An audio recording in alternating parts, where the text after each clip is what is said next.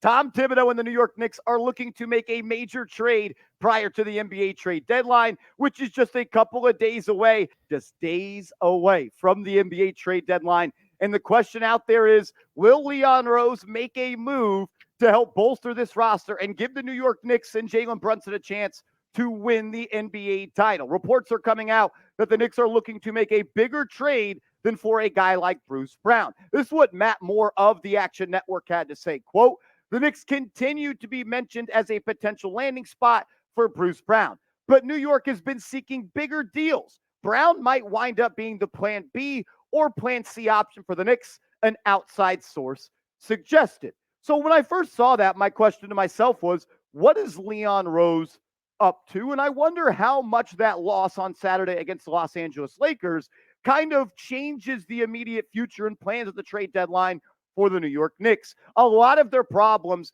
have gone under the table and under talked about, as the Knicks did win 9 in a row. They won 15 of 17 prior to the loss, but sometimes a loss is a good thing, and it shows you kind of the wounds and scars of this team, which we know the Knicks still have. They need another creator. They need another guy that could score the basketball. And on top of this report, Leon Rose and Rich Paul, a.k.a. CAA Mafia, and Clutch Sports. Yeah, so I always talk about that ad nauseum, right?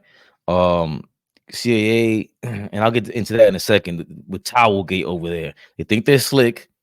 And they got the media member on ESPN going crazy. But we'll get to that later on with them Clutch boys. You guys are for sale. You ain't fooling me.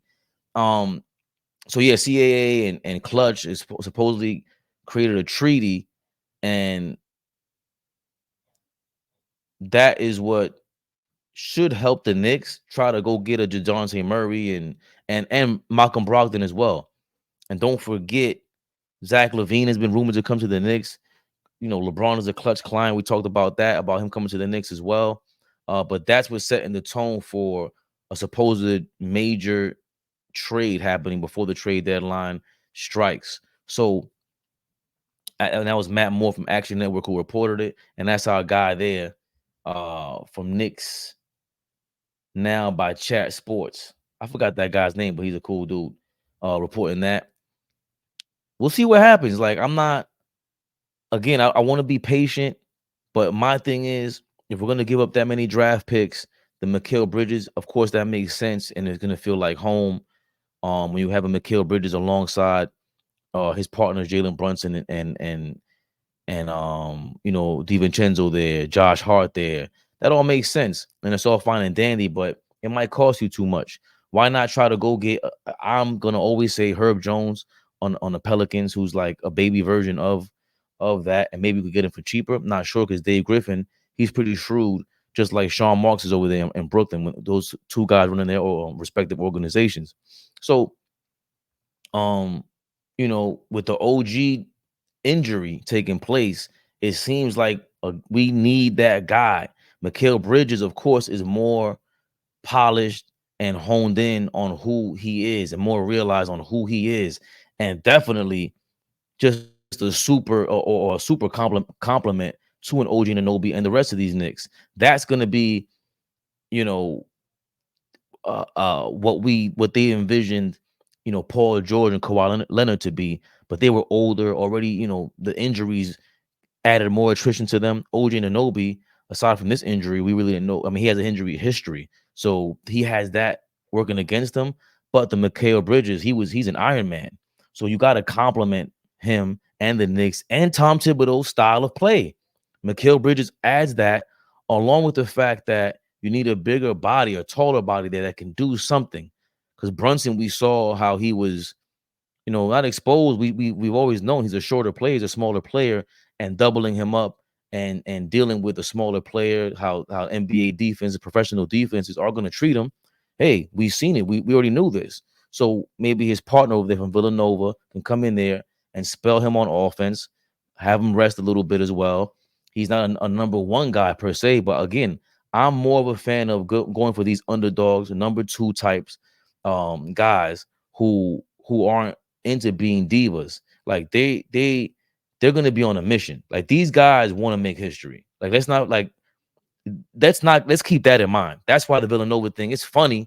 and we can make a joke about it. But now it's turned the tide. Now it sounds like, all right, it was a joke before, but now we're talking championship. Now everything's so much more realistic. So Mikal Bridges, I would think when you talk about a blockbuster deal, if you're saying the Knicks are going to make a blockbuster deal, that's Mikal Bridges, Dejounte Murray type. Because even Donovan Mitchell at this point, they are blockbusters. Donovan Mitchell is probably the biggest star out of all those guys. And if we're talking about clutch, LeBron is the biggest star. That's as blockbuster as you can get. There's no bigger star in the game, but that doesn't seem to fit the mold of what Leon Rose has been doing. Right? Again, shout out to AllBall, Obi Toppin. When they let him go, traded him away.